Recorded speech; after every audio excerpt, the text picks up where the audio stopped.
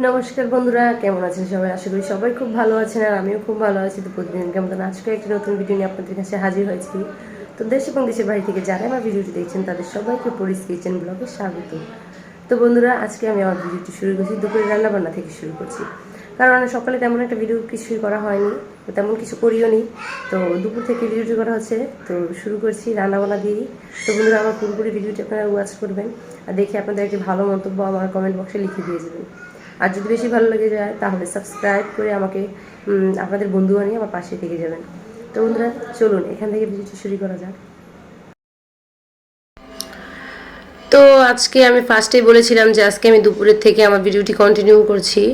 তো ভিডিওটি আজকে দুপুর থেকে রান্না বান্নার ভিডিওটি দিয়ে শুরু করছি, কারণ আমি সকালে তেমন কিছু একটা করতে পারিনি, একটু অসুস্থ ছিলাম, তার জন্য বেশি কোনো কাজও করতে পারিনি।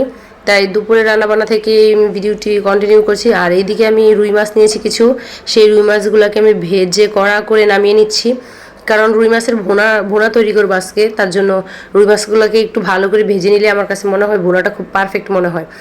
তার জন্য রুই মাছটাকে একটু কড়া ভাজি করে নিয়েছি। আর এদিকে পেঁয়াজগুলোকে আমি দিয়ে দিলাম। তো এইদিকে আমি পেঁয়াজগুলো লাল লাল করে ভেজে নিব, কারণ লাল লাল করে ভেজে যদি মশলাটা দেওয়া হয় তাহলে পেঁয়াজটা অনেক নরম হয়ে আসে, তখন মানে সম্বারটা খুব ভালো আসে। তার জন্য আগে আমি পেঁয়াজটাকে একটু লাল লাল করে ভেজে তারপর সব রকমের মশলা দিয়ে দিচ্ছি। তো এখানে লবণ আর হলুদ দিয়েছি, আর এখন দিয়ে দিলাম মরিচ। তো মরিচটা আমাদের অনেক ঝাল, এই জন্য একটু অল্প পরিমাণে দিয়েছি। আর এখানে দিলাম ধনিয়ার গুঁড়া। তো আজকে কোনো আমি জিরা বাটাটা কিছু বাটিনি, তার জন্য জিরা বাটাটা কিছু দেব না। তো শুকনো জাল মশলা ছিল তা দিয়ে আমি আজকে রান্না করছি আর কি। তো এখন আমি সম্বরটাকে ভালো করে কষিয়ে নেব, যাতে পেঁয়াজের কাঁচা গন্ধটা বা মশলার কাঁচা গন্ধটা না থাকে। তো এই তো মশলাটা ভালোভাবে কষে আসছে। তো এই পর্যায়ে আমি এখন কিছু টমেটো অ্যাড করে দিব, কারণ টমেটো দিলে পেঁয়াজের সাথে খুব ভালো মানে কম্বিনেশনটা খুব ভালো আসে আর কি ভুনার মধ্যে। তো এর জন্য পেঁয়াজটাকে আমি কষিয়ে তারপর টমেটোটাকে এটার সাথে কষিয়ে নিব।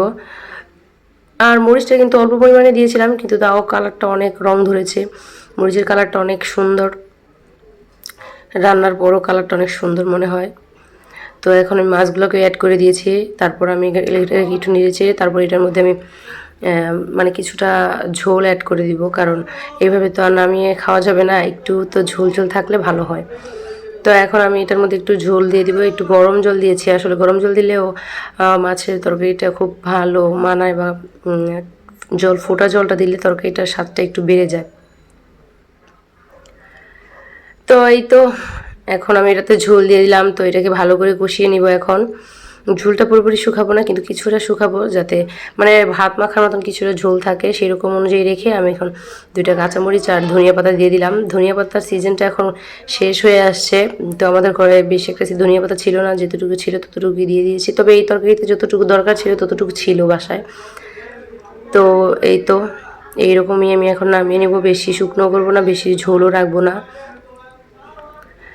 তো আমার কাছে কিন্তু এরকমভাবে খুব রুই মাছের ভুনা করে খেতে খুবই ভালো লাগে। আর কার কার কাছে ভালো লাগে আপনারা কিন্তু কমেন্টের মাধ্যমে জানাবেন। আরেকটা কথা, আমার বাইরের কিছু মানে নয়েজ আপনারা শুনতে পাবেন হয়তো, তো সেটাকে আপনারা স্কিপ করবেন, আপনারা একটু মানিয়ে গুছিয়ে নেবেন। তো যাই হোক, এখানে ডাল রান্না করেছি, আর এখানে হচ্ছে রুই মাছের ভুনা, আর এখানে আলু সিদ্ধ করেছিলাম, তো সেটাকে দিয়ে আলু ভর্তা বানিয়ে নিয়েছি।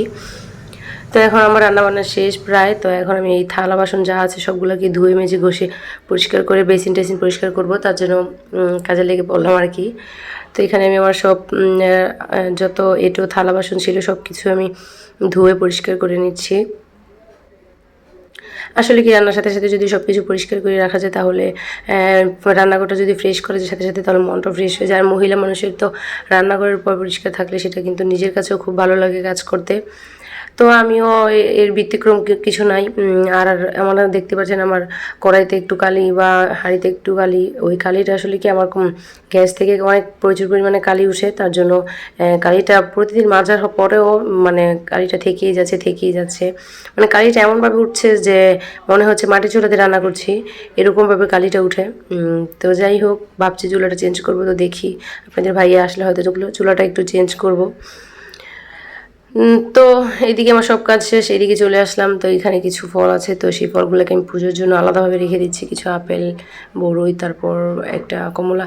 আসলে এখানে আরও ফল ছিল, সেগুলো আমি খেয়েছি, মেয়েকে খাইয়েছি। তো এইটুকু ছিল, তো ভাবলাম যে এইটুকু আর এখানে রাখবো না, ঠাকুরের জন্য দিয়ে দিব। ঠাকুরের জন্য আগে দিয়েছি, তারপর যেগুলো ছিল পিছনে সেগুলো আবার দিয়ে দিলাম। আর এদিকে একটা তরমুজ ছিল, তো তরমুজটাকে এইখানে তরমুজটাকে কেটে নিচ্ছি, কারণ এইটা কাটছে আমার বড় যা। কারণ তরমুজটা আনা হয়েছিল পুজোর জন্য, সেখানে কিছুটা রেখে তারপর তরমুজটাকে পুরোপুরি কাটা হচ্ছে ঘরে সবাইকে দেওয়ার জন্য। আর কিছু মেহমান আসছিল, তাদেরকে দিবে, তার জন্য ভাবছিলাম যে পুরো তরমুজটাই কেটে ফেলা হোক, কারণ নিজেরও খাবো, ঠাকুরকেও খাওয়াবো, আর যারা মেহমান আসে তাদেরকেও খাওয়াবো। তাই বদ্দি পুরো তরমুজটাই কেটে ফেলছিল। আর এই তো এখানে কিছুটা ঠাকুরের জন্য কেটে রাখছিল, আর বদ্দি আরেক রুমে নিয়ে পুরো তরমুজটাই কাটবে।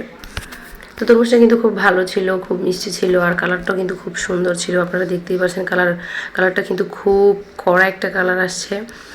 অনেক সময় দেখা যায় কি তরমুজের কালার না আসলেও তরমুজটা কিন্তু অনেক সময় মিষ্টি হয়, আবার অনেক সময় দেখা যায় তরমুজ মিষ্টি কালারটা সুন্দর আসলেও মিষ্টি হয় না, কিন্তু এই তরমুজটা সব দিক দিয়ে পারফেক্ট ছিল। তো যাই হোক বন্ধুরা, আমার ভিডিওটি এই পর্যন্ত। যদি ভালো লাগে তাহলে লাইক কমেন্ট শেয়ার সাবস্ক্রাইব করে পাশেই থাকবেন।